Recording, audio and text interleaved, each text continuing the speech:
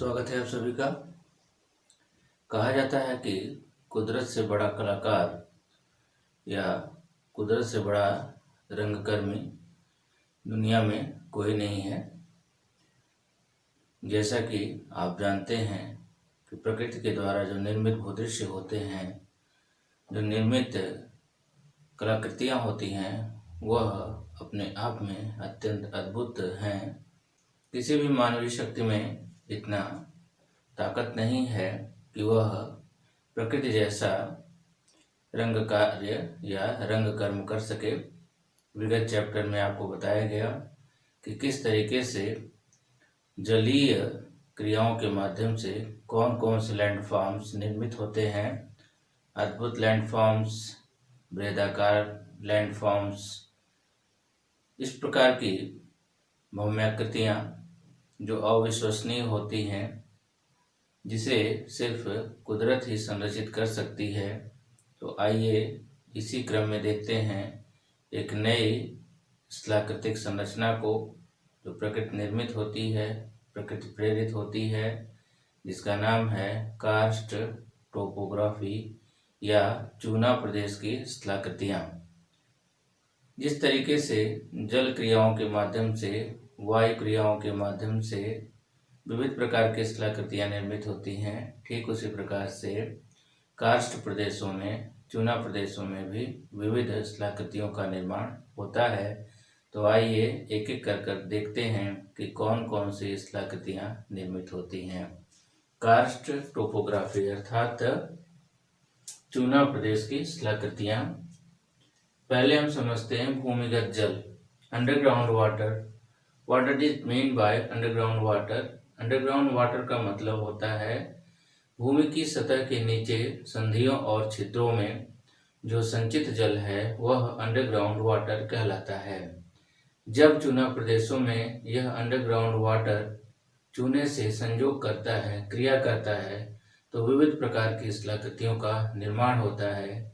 यह स्थलाकृतियाँ दो प्रकार की होती हैं, अपरदनात्मक और निक्षेपात्मक।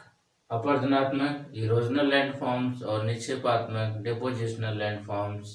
तो आइए देखते हैं कौन कौन से इरोजनल हैं, कौन कौन से डिपोजिशनल हैं। सबसे पहले इरोजनल, जिसमें यहाँ देखिए पॉइंट वाइज अंडरलाइन किया गया है। टेरा रोसा, लैपीज, घोलरंध्र, डोलाइन, कार्स्ट झील, कार्स्ट खिड़की, युवाला, पोलजे, अंधी घाटी, कंदरा या गुफा, पोनोर। ये प्रमुख लैंडफॉर्म्स हैं जो अपरदन की क्रिया के द्वारा चूना प्रदेशों में भूमिगत जल क्रिया के माध्यम से तैयार होते हैं। तो आइए देखते हैं क्रमशः एक एक करके। टेरा रोसा क्या होता है? टेरा रोसा, जब चूना प्रदेशों में जल चूने से मिलता है तो विलयन क्रिया के द्वारा जो मिट्टी की ऊपरी सतह बनती है या मृदा की जो ऊपरी सतह संरचित होती है घुलन क्रिया के द्वारा, उसको टेरा रोसा कहते हैं। मतलब घुलन क्रिया के माध्यम से भूमि की ऊपरी सतह का बनना टेरा रोसा कहलाता है। लैपीज, लैपीज क्या होता है इसे देखें। घुलन क्रिया के माध्यम से भूमि की ऊपरी सतह का उबड़ खाबड़ व असमान रूप में निर्मित होना, यह लैपीज कहलाता है। लैपीज सामान्य भाषा में इसको उबड़ खाबड़ असमतल भूमि कह सकते हैं। इसके बीच में नालियों जैसी संरचना, ऊपर खड़ी कगार जैसी आकृति और दो पार्ट्स के बीच में नाली जैसी संरचनाएं, गहरी नाली जैसी संरचनाएं देखने को मिलती हैं। तो यह आकृति लैपीज कहलाती है। लैपीज के अलग अलग भागों में अलग अलग नाम हैं। जैसे फ्रांस में इसको लैपीज कहते हैं, इंग्लैंड में क्लिंट कहा जाता है, जर्मनी में केरेन कहते हैं और साइबेरिया में बोगाज कहते हैं। ये नाम आपको अलग अलग क्यों बताए जा रहे हैं? वो इसलिए क्योंकि कई प्रतियोगी परीक्षाओं में पूछा गया है बोगाज क्या है। तो बोगाज लैपीज का दूसरा नाम है। क्लिंट क्या है? लैपीज का दूसरा नाम है। केरेन, लैपीज को जर्मन भाषा में क्या कहते हैं? केरेन कहते हैं। तो ये जानते रहने की आवश्यकता है, आगे प्रतियोगी परीक्षाओं में काम करेगा। इसके बाद दूसरा है घोलरंध्र। घोलरंध्र किसे कहते हैं? विलयन क्रियाओं के माध्यम से जब जल संधियों में घुस जाता है तो छोटे छोटे छिद्रों का निर्माण करता है। चुनाव प्रदेशों में जलगति क्रिया के माध्यम से, जल क्रिया के माध्यम से, विलयन के जरिए जब जल संधियों में, दरारों में घुल करके या प्रवेश करके छोटे छोटे छिद्रों को बनाता है या छोटे छोटे छिद्रों का निर्माण करता है और कीप जैसी आकृति संरचित होती है, तब इसको घोलरंध्र कहते हैं, जिसको सिंक होल कहा जाता है। इसके बाद चौथी आकृति को देखें, डोलाइन। डोलाइन क्या होता है? घोलरंध्र का विस्तृत रूप, अर्थात विलयन रंध्र का जो विस्तृत रूप होता है, घोलरंध्र का जो विस्तृत रूप होता है, उसे डोलाइन कहा जाता है। इसके बाद अगला है कार्स्ट झील। डोलाइन की तली के बंद होने से उसके ऊपरी भूभाग में जल के भरने से निर्मित झील जो अस्थायी होती है को कार्स्ट झील कहते हैं। झील अर्थात किसी गड्ढे में या किसी वृत्ताकार गर्त में जल की जो संचित राशि है, जो स्थायी या अस्थायी रूप में होती है, वह झील के रूप में कही जाती है। इस प्रकार चूना प्रदेशों में डोलाइन की तली जब बंद हो जाती है तो उसके ऊपरी भाग में, गर्ताकार भाग में जल भर जाता है, जिससे निर्मित झील अस्थायी होती है। इसी अस्थायी झील को कार्स्ट झील कहते हैं।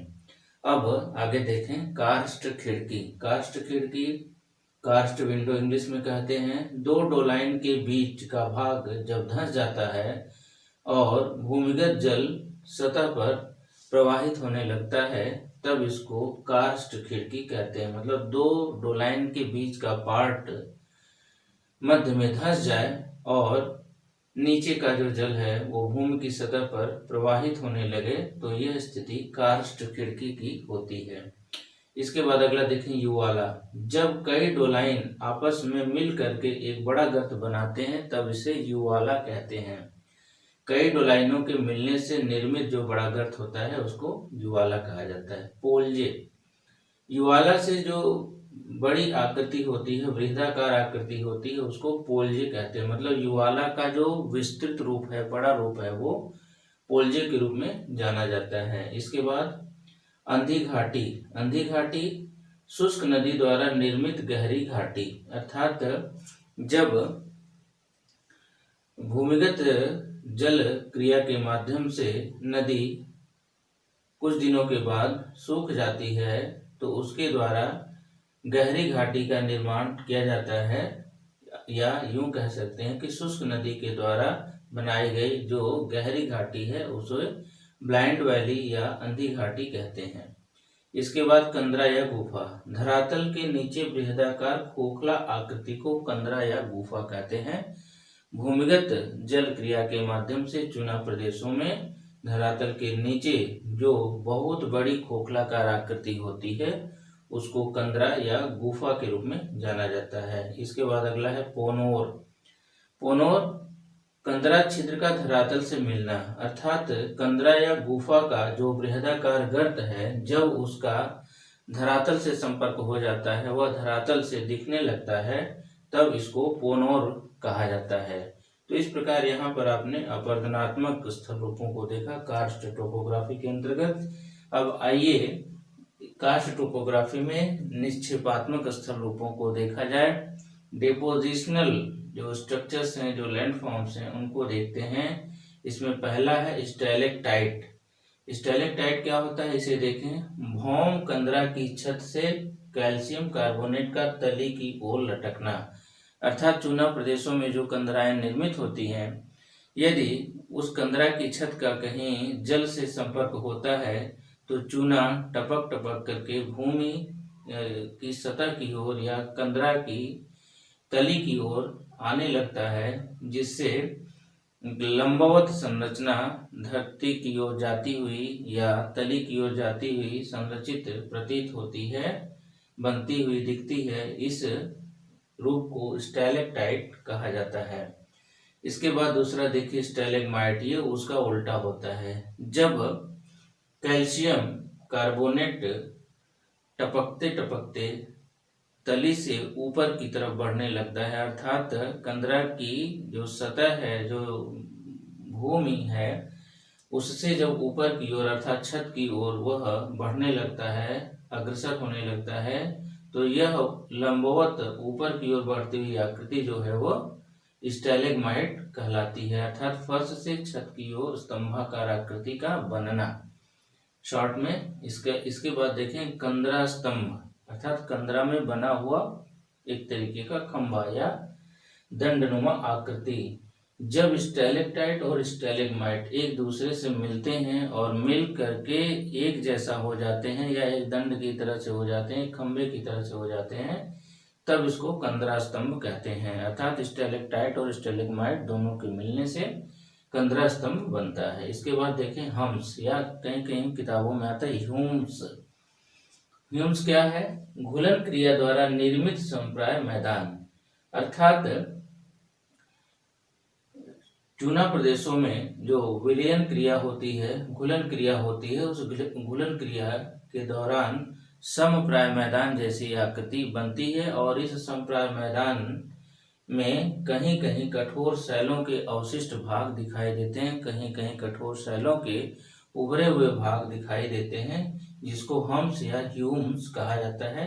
दुनिया के अलग अलग भागों में इसके अलग अलग नाम हैं, जैसे फ्रांस व यूगोस्लाविया में इसको हम्स कहा जाता है, प्यूर्टोरिको व मध्य देशों में इसको हे स्टैक कहा जाता है, तथा क्यूबा में मोगोदस आदि नामों से जाना जाता है। तो यहाँ पर आपके समझने के लिए प्रतियोगी परीक्षाओं की दृष्टि से, लिखित परीक्षाओं की दृष्टि से यहाँ कार्स्ट टोपोग्राफी के अंतर्गत कुछ महत्वपूर्ण बातें बताई गई।